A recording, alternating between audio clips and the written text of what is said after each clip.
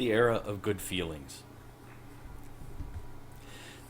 The period following is often referred to as the era of good feelings. The term itself came out of a period in which one political party dominated American politics, basically was gone and had evaporated. And so what you get is a period until 1828, where one political party, the old Jeffersonians, called the Democratic Republicans, or in short, sometimes they're just called the Republicans, but that party remained dominant. However, it didn't keep or necessarily stay true to those old Jeffersonian ideals, and was the party of the time. Also, you have new feelings of nationalism following the victory in the War of 1812, and so many people have referred to this as an era of good feelings in which there was greater consensus and a focus on national sentiment, the idea of building a nation, a United States, and those identities were being set.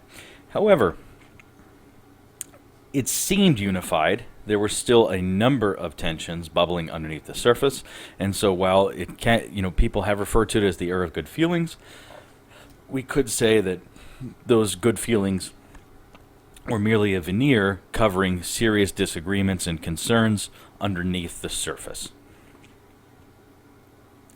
The first part of it was economic nationalism. So while there's an appreciation of the old Federalist doctrines, which focused on a centralized national power, there's certainly a feeling, a greater appreciation of the need for a centralized national power, federal government, a strong central government. For example, the Second National Bank got chartered as a necessary device needed to help bolster the economy, foster internal improvements, and help the government maintain its finances. While this had been hotly contested earlier, some of those objections were gone by the time the Second National Bank was chartered. That didn't mean that it was unanimous. It just meant that there was less objection. Additionally, the United States had to focus on a fight against the British. Now that the war was over, the British were still the largest manufacturing power in the world by leaps and bounds. And the problem was for the United States is just as industries are starting to get their real start, as factories are starting to pop up and mills of different kinds, the United States is trying to build its manufacturing base, but it has a struggle in that it's fighting against the British flooding the United States with cheap goods. Why? Because the British already had an established base of manufacturing, and it could flood the U.S. with cheap goods, meaning it could make products cheaply and sell them, much startup American industries. So they had to protect, the feeling was they had to protect American industry and give it a legitimate start. So one of the things that happened was passage of a tariff in 1816.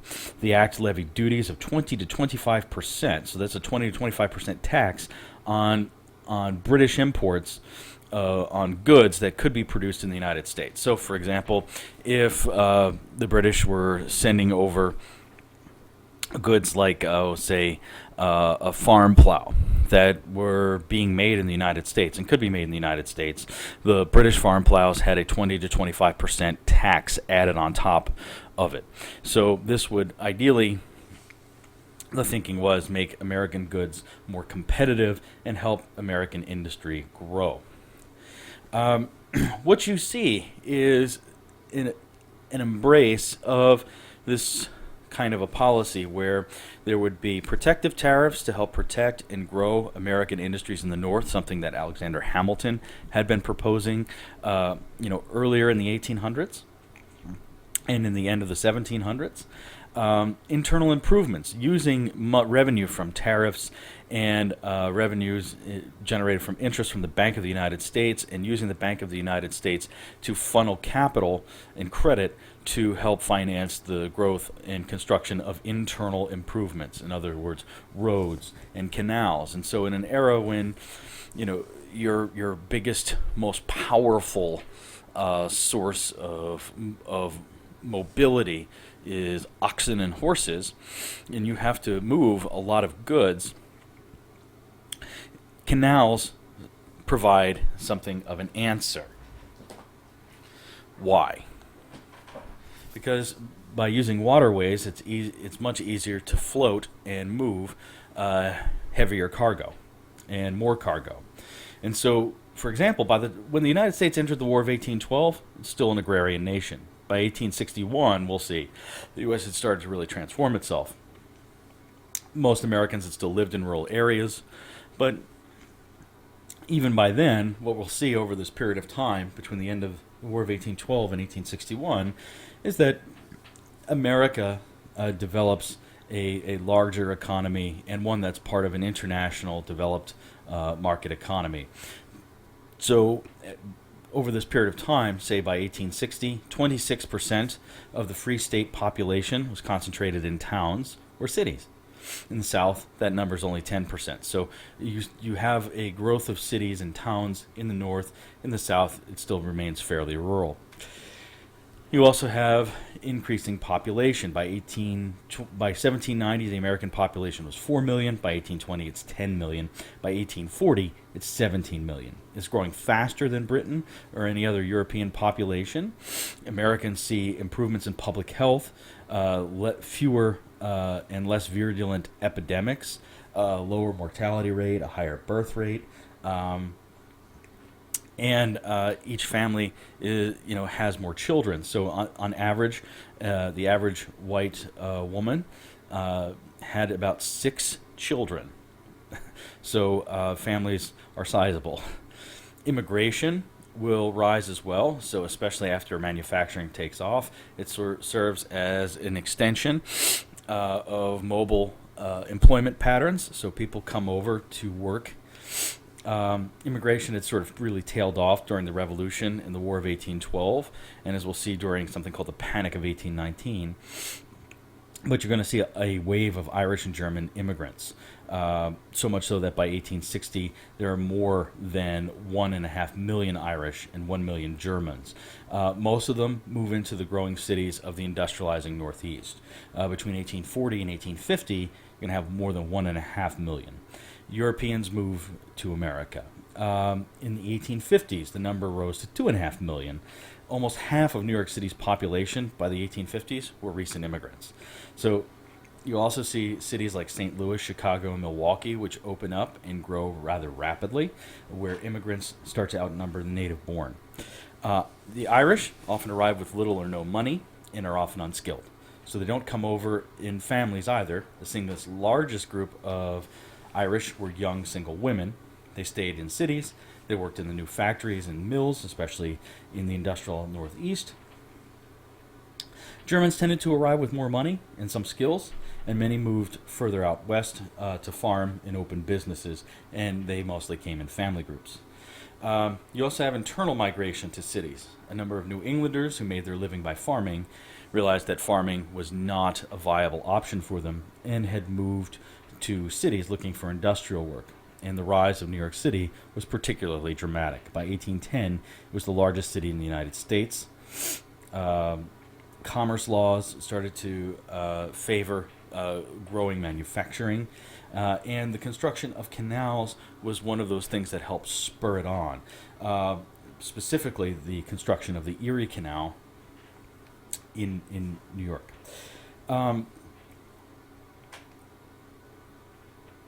The problems that canals solved is that moving goods, especially Western farm goods, to Eastern markets, you couldn't really go very well or easily over the Appalachian Mountains, as we've talked about. So the idea is that you'd float the goods down out west to the Mississippi River. They go to the Mississippi River, they go to New Orleans, and then they'd sail them to Eastern markets. Now, that's a long route. They'd also use the Great Lakes to try to move goods that way. But getting goods from western Pennsylvania or Ohio, parts of Ohio and stuff, to the Mississippi River, you didn't always have easy access to rivers, and moving those goods by oxen-pulled wagons to those canals or to those ports on the rivers, that was also expensive and difficult. And so building canals, a system where you flood locks and then using them to raise them and move boats with goods on them along the locks, was much cheaper, easier, and more effective. So what you see is an era of canal building that comes during the period of time while all of this other stuff is going on. Canals really help grease the gears of the market. There was a need for states to finance canals because of the expense and the resources involved in building them. These were huge projects. New York was one of the first. The Erie Canal, built in New York, was its most famous. They started working on it in July 4, 1817, and it finished by October of 1825. So what you're talking about is this: during this period, you see states and the federal government support these kinds of programs, understanding the need for the United States to build a larger industrial base, larger manufacturing base, and easing trade. But the other thing that makes this part of that era of good feelings is that it doesn't just benefit manufacturers, it also benefits farmers. So the idea is that the internal improvements would benefit all. The Erie Canal was 325 miles long. It went from Troy, New York to Buffalo, where it hits Lake Erie. It was 40 feet wide and 4 feet deep, and it was difficult to create since it had to cut through tough terrain and hills. And it had 88 locks, which are these sections that get flooded and raise the boat so you can move it along to the next lock. It also helped to make New York City the main eastern city linked with the west. So a lot of goods come from this canal, float in, and then come to New York City, and then go out. There were 3 main canals in the state of Ohio, and Ohio was a place with a lot of canals. It produced a lot of farm products that had to be distributed. For example, the Wabash and Erie, which joined the Wabash River to Toledo, Ohio, and Lake Erie, and the Erie Canal, another Erie Canal, which joined the Miami River to Toledo, Ohio, and Lake Erie, and the Ohio and Erie Canal, the Ohio River was joined to Cleveland and Lake Erie. So you have these major cities getting joined, and so you have this way of connecting. You also have the development of railroads, which comes a little bit later. The first railroad company is the Baltimore and Ohio Railroad.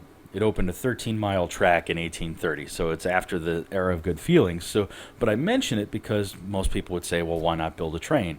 Well, trains are still in their infancy, really, at this time. Great Britain is one of the first to really embrace the widespread adoption of train tracks, and the United States will follow, but there is a lag time.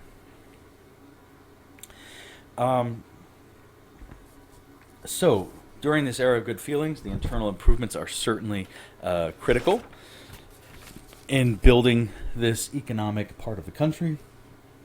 But the idea is that they also help everyone involved, farmers as well as industrialists. Internal improvements become sort of an order of the day. The Army also lobbied hard for internal improvements, in part because their Corps of Engineers might build them, but also, or design them, but also because it would help the Army maintain and operate in the West. People with interest in moving west also like canals because it helped join Western farms to Eastern markets. And a powerful young person in Congress and later the Senate, John C. Calhoun of South Carolina, even proposed the Internal Improvements Bill. President Monroe vetoed a bill for it in 1817, but afterwards what we have is President Monroe being the leader of this former Jeffersonian party and building the party on unity, jettisoning the old Jeffersonian ideals, in a large part, and working to protect northern industry with tariffs while building improvements for southern planters and western farmers. So this is the economic nationalism. So while there's these taxes, the way they sell it to everyone involved is that they're not trying to hurt other sides or other geographic areas. Every geographic area benefits from this program. John C. Calhoun's career is also important. He's one of the most powerful men in Congress during his career, and he is a Southern partisan. He represents South Carolina, but also he will be a voice of compromise in many cases, especially during this era of good feelings. You also have the development of judicial nationalism. So once again, the Supreme Court sort of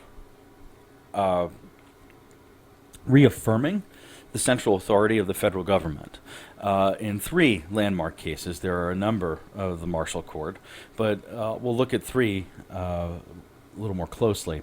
The decisions made in these 3 reaffirm the central authority of the federal government and really define the Constitution in a way that many people will look back sets a major precedent. The first being McCulloch versus Maryland, in which basically the federal government had established a branch of the National Bank in Maryland, in which time Maryland decided it would tax it.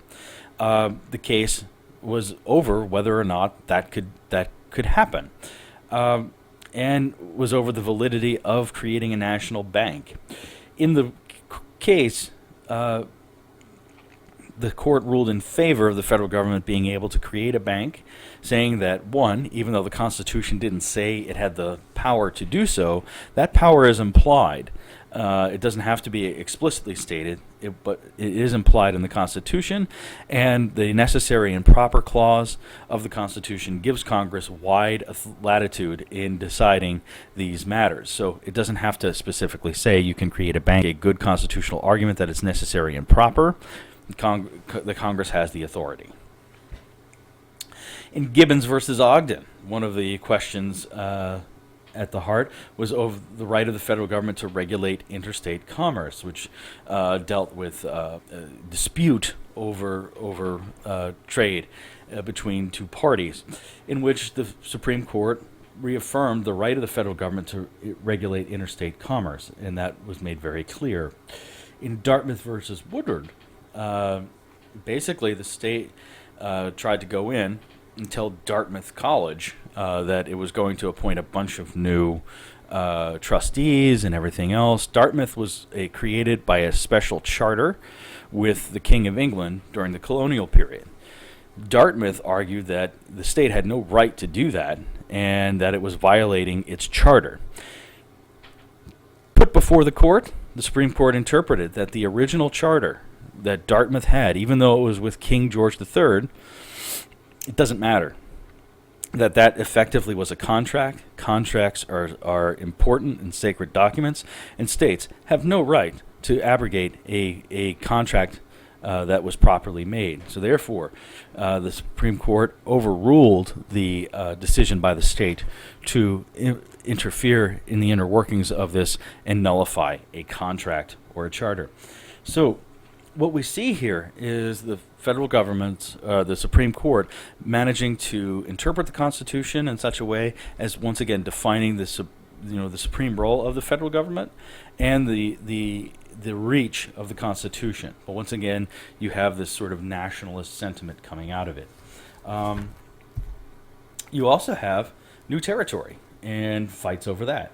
Well, not really fights, but one, the United States makes a number of agreements with England, settling the borders. There would be a final settlement of the northern border of Maine between what is now Maine and Canada, with the Webster-Ashburton Treaty.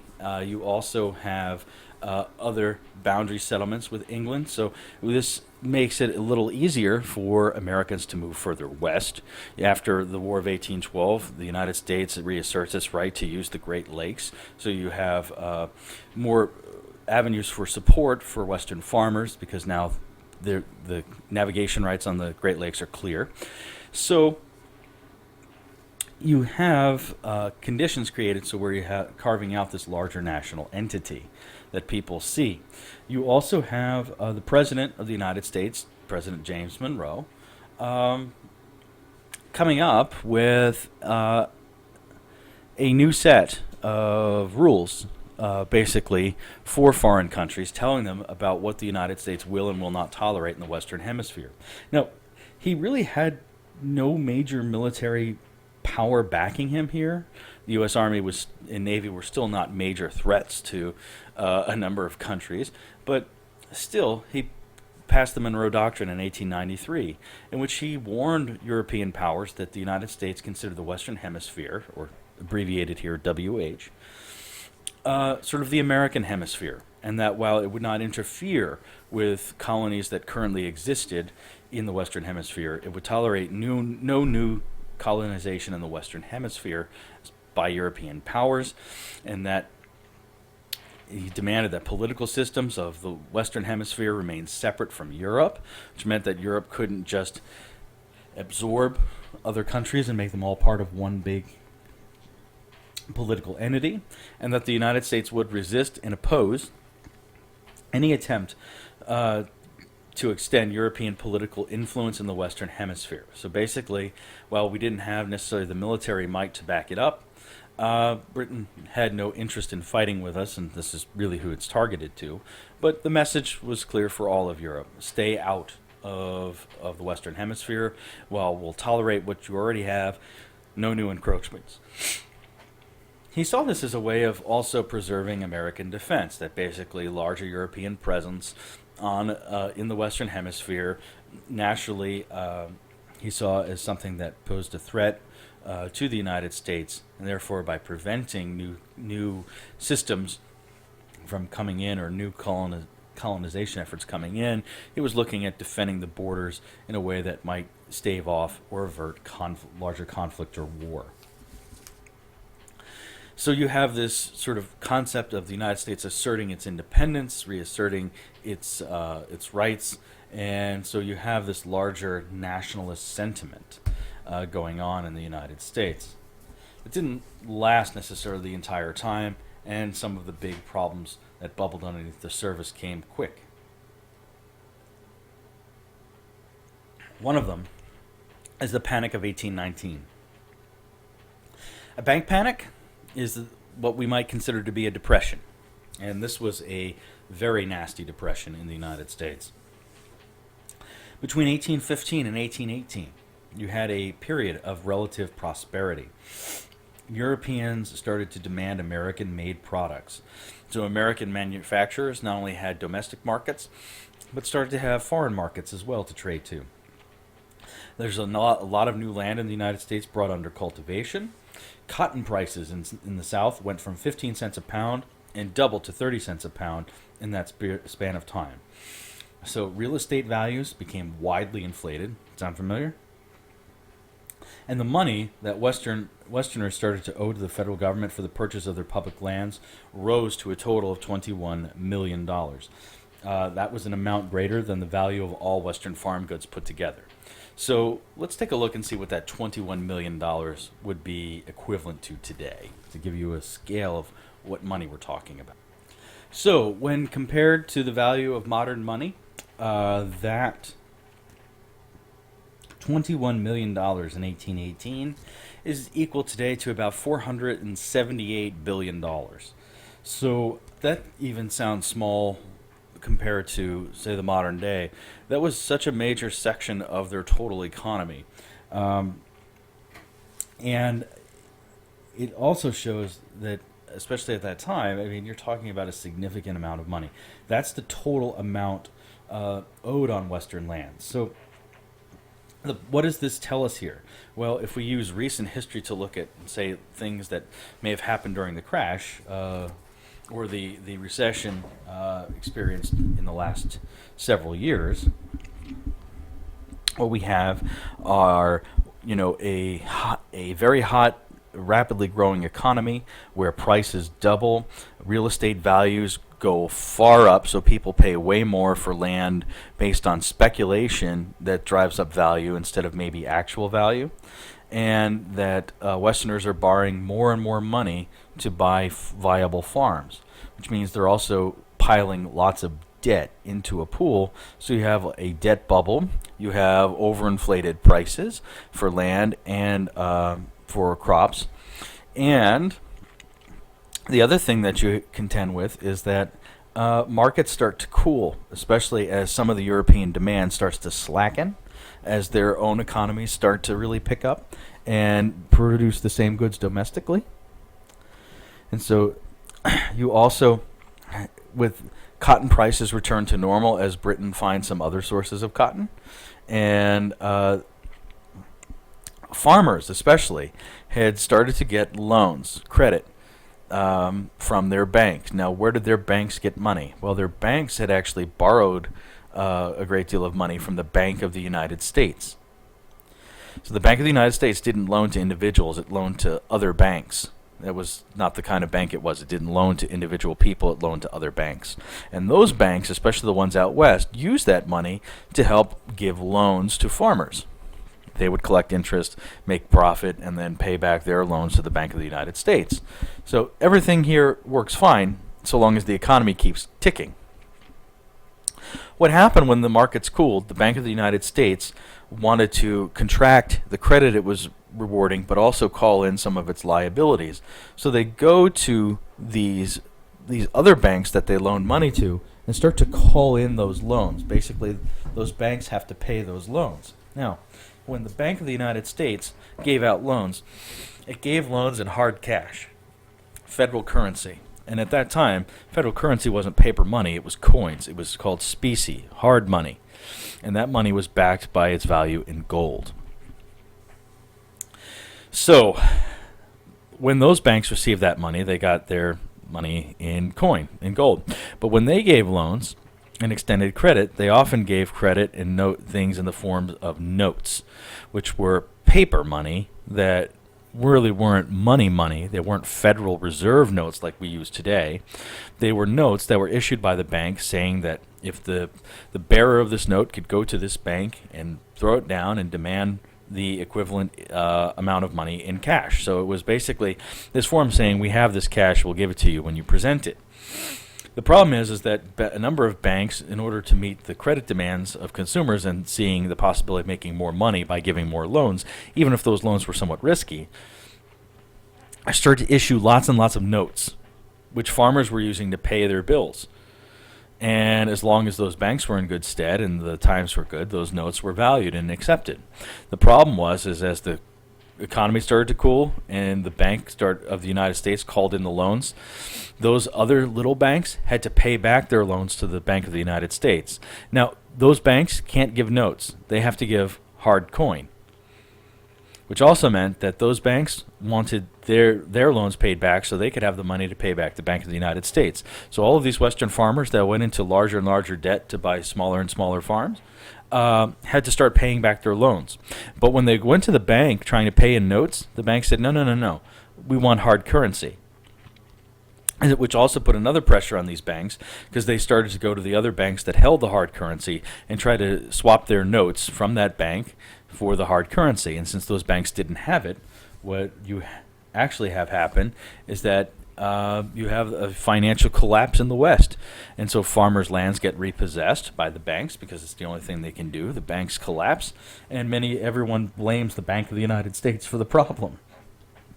And so when you have this implosion of the financial system, you have a bank panic and a depression.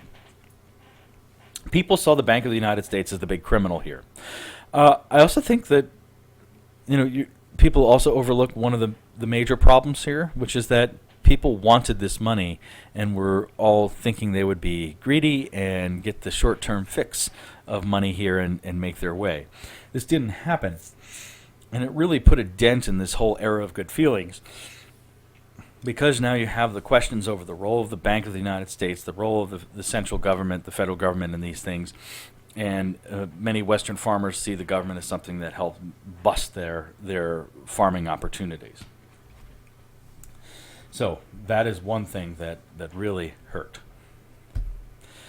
The next that was a very tense moment was the Missouri Compromise. The newly acquired territory from the Louisiana Purchase already had a number of places that were ready to become states, and some already had.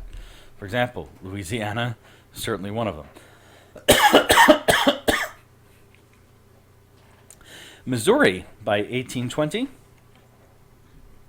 was ready to be admitted as a state. However, Missouri was a slave state. And one of the questions that remained was, already by this point, some of those population figures I was giving you, the states that I'm pointing to here, all had growing populations. The manufacturing had been places, as well as the western farming, had been places that attracted a lot of immigrants. And so while these population numbers grow, which means that their representation in the House of Representatives also grew, these states did not necessarily have a population growing at nearly the same rate. So what happened is that in the House of Representatives, these states started to have more representatives than these states, the southern states. So the one place where they could have some sort of balance was in the Senate, where each state is equally represented, but not in terms of proportion of population. So this creates sort of a crisis. Now, every time a state is ready to be admitted, the danger is having one more slave state than one more free state, or vice versa. So this sort of created an argument in Congress, especially when Congressman Talmadge proposed an amendment over the state of Missouri that would ban future slave importations and award gradual emancipation to slaves as a condition of Missouri's statehood. This was passed by the House and rejected by the Senate. And basically, Missouri's statehood was up in the air, especially over its role as a slave state. And the question was, what about the other territory that was won in the Missouri Purchase, or the Louisiana Purchase? What would happen to it? So, Henry Clay proposed a compromise. Henry Clay is also one of these people who will rise to prominence at this time in the Congress and be known for his ability to propose compromises, a number of them. And in this case, Henry Clay will also be one of the voices of something called the American system, which we'll talk about in a minute. But Henry Clay proposes a compromise, balancing the addition of Missouri as a state with another state that also was ready for admission. The former territory of Massachusetts, that is now Maine, right, was ready for admission as a state, and it would be a free state. So by admitting both together, you would keep the balance in the Senate of slave states and free states. But then the question is, how do we solve this problem in the future? Are we going to argue over what a state can or can't do? So Congress implemented this 36 degrees, 30 minutes north latitude Missouri Compromise line. This line applied to only the territory in the Louisiana Purchase, covered by the Louisiana Purchase. So anything not part of the Louisiana Purchase territory, like out here, which would become Texas and Kansas and Nebraska and California and all these other places, okay, these are not covered by the Missouri Compromise line. Just the territory covered in the Louisiana Purchase. Anything north of this line in the Louisiana Purchase territory would be free states. Anything south would be slave states. This compromise passed. It threatened, the Missouri crisis threatened the Union. It brought up great anti-slave and pro-slavery tensions in the United States. Thomas Jefferson, who was still alive, compared it to what he called a fire bell in the night that rips terror through the hearts of the citizenry. Right, the fire bell indicating someone's house or barn was on fire, and he was seriously concerned about the future of the Union over it. But this compromise seemed to avert it. But this is also a sign of lingering tensions underneath. So even though we call it an era of good feelings, it is certainly not one of all good feelings. And so the Missouri Compromise line temporarily staves off slavery arguments, but that would not last forever. The election of 1824 starts to erode the last remnants of this veneer called the era of good feelings.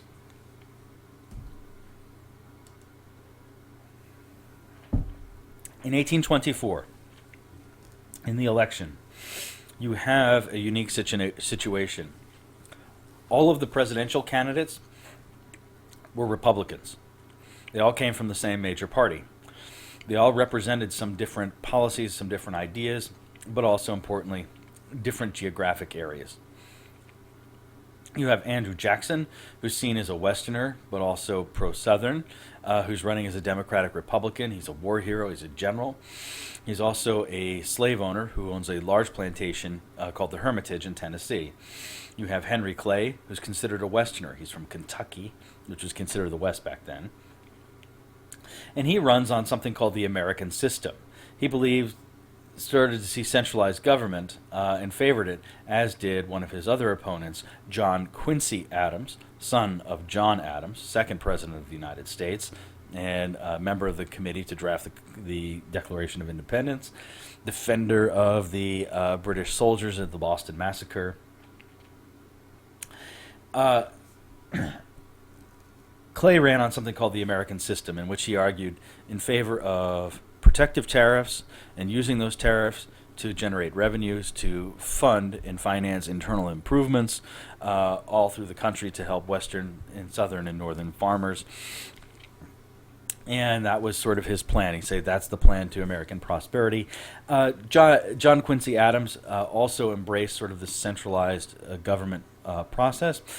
Andrew Jackson pretty much was running on his reputation as a general and was fairly non-committal about just about any policy. What happened in the election is that Jackson won the popular vote, or should I say like Al Gore in the election of 2000, he won the popular vote. And he also won a plurality of the electoral votes. But the Constitution is clear. Right? The popular vote does not choose the president. People vote for electors, and those electors vote for the presidency. And so what happened is you had so many candidates in this election. You had 4. No one candidate got a majority of the electoral votes.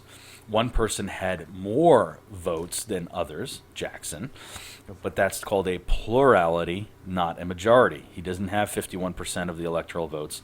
He had the largest chunk, but that was not a majority. Therefore, the election went into the House of Representatives, where Henry Clay was in his element because that was his domain. That's obviously where he had earned his reputation and was still a member. So in the House, Henry Clay engineered a deal, realizing he would not win this election at all. But he also knew that he distrusted Jackson and thought he was dangerous. He was not a big fan of Crawford. So what he did was convinced his fellow congressmen to throw their support to John Quincy Adams, also someone who with a national reputation. John Quincy Adams was seen as a boy genius. I think by age 14 he was fluent in 6 languages, both speaking and writing, and was translating foreign affairs documents for his father. So this was not an intellectual slouch by any means. Jackson was furious after the House threw their support to John Quincy Adams, who was elected the president and took office in 1825. And Jackson and his supporters termed this deal in Congress the corrupt bargain, forever blamed Henry Clay, and also basically served as the impetus to creating a new political party. Jackson argued that the elites, the people in control, people like Clay and especially John Quincy Adams, people who grew up with silver spoons in their mouths, went to elite schools and learned to speak 6 languages by the age of 14, were running this country into the ground. It was they who had supported things like the Bank of the United States, which had ruined Western farmers in the panic. And so what you get is Jackson going on a tear, essentially, and over the next 4 years, you have the emergence of a new political party. So the election of 1824 that infuriated Jackson helped establish something new that would serve for a rematch between John Quincy Adams and Andrew Jackson in 1828. What you get is a more egalitarian impulse starting during this period of time. Through the 1820s and by about 1832, you have basically universal white manhood suffrage in the United States. While that is not a complete democracy, certainly, and there are problems with that, what you do have is perhaps the widest electorate possible in any country in existence at that point. So you have a wider spread possibility of participation. You have a further destruction of deference. So while the earlier period saw the destruction of titles of nobility and rank, you also have a more egalitarian impulse throughout the United States. And this sees itself expressed in a number of ways. Congress passed the Salary Act of 1816. This is one of the interesting ones earlier. Which outraged the public. In the next election, in 1818, the public basically ousted 70% of all the incumbent congressmen in the next election. Congress quickly repealed the act, and even Calhoun asked, "Are we bound in all cases to do what is popular?" But what they started to see is as democracy was becoming more regular and more widespread, the people in Congress were certainly beholden to their voters in ways that maybe they hadn't been before. And I think that this is an important development in the United States, that now congressmen were really being called to task to be responsive to their constituencies, maybe in ways they didn't have to be in the early years of the federal government, when electorates were not as widespread and there was less popular election or decision over congressmen. States frequently dropped or never adopted a property requirement for voting, so as that went away, you have a wider spread electorate. And I'd even say that by the 1830s, when you have the introduction of something called the gag rule in Congress,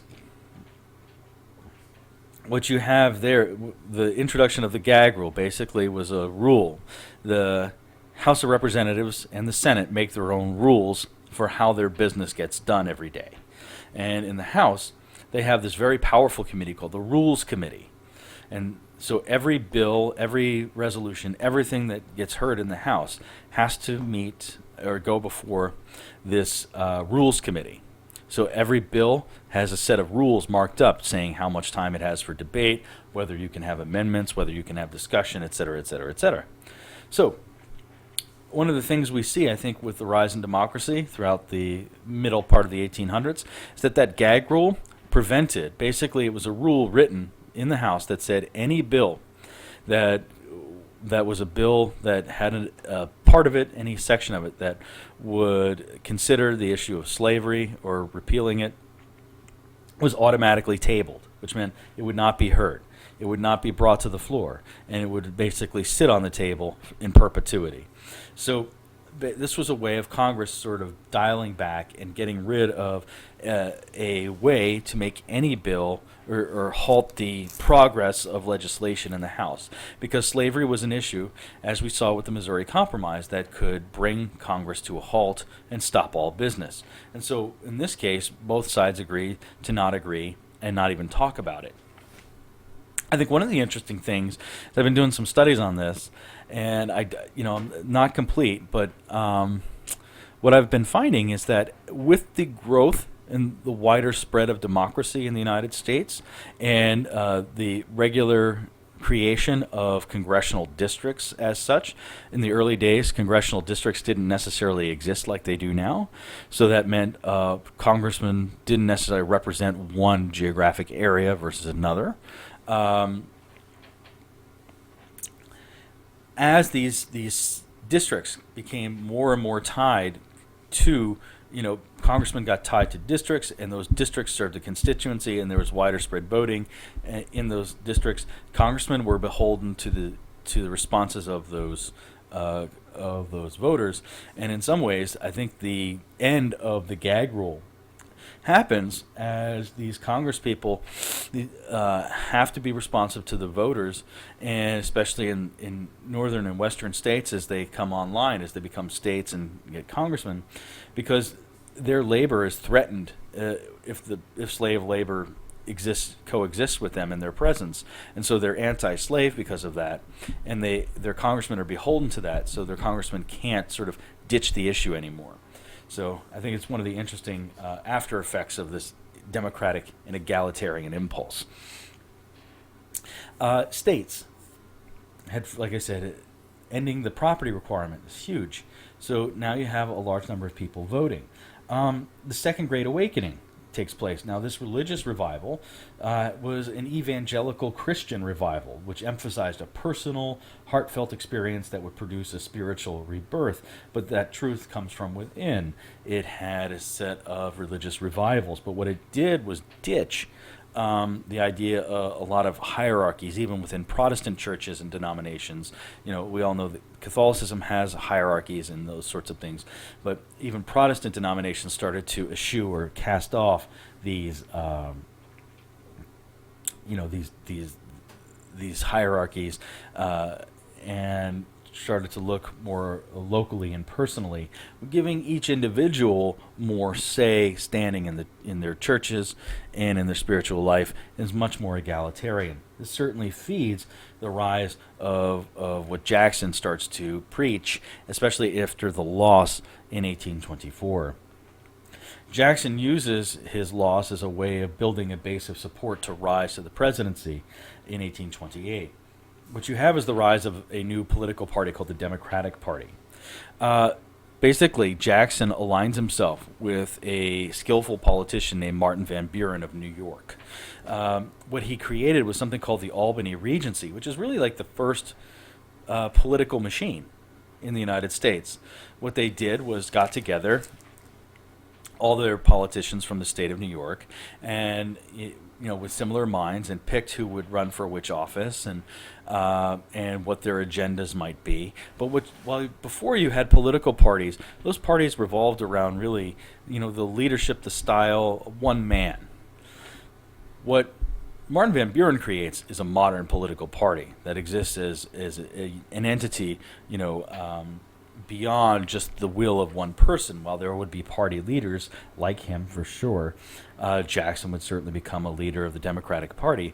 But what you get is a political machine that identifies candidates, that runs candidates, that generates money to support their candidates, to run and manage elections and all these things.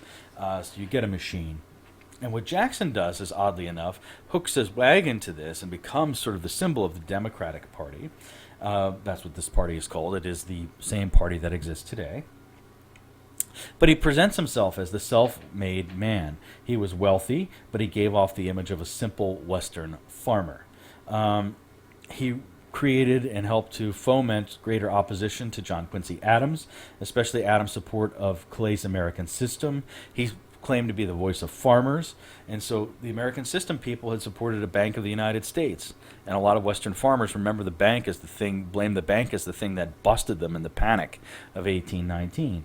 So he certainly was able to whip up support in the voters, and by bringing Martin Van Buren onto his ticket eventually, and bringing the power of the Albany Regency behind him, that organization, and everything else, what we see growing is Jackson also making claims that you didn't need to be a college trained or learn to speak 6 languages by age 14. You just needed to be a good person of good character with common sense, and that would be what you rested your laurels on. So what we see here is an incredible growth in a democratic impulse, and that era of good feelings certainly builds a greater national concept and identity, but there are certain main arguments and fissures still underneath the surface, and they're not going anywhere. So now we'll see how it blows up during the Jackson administration and create the age of Jackson.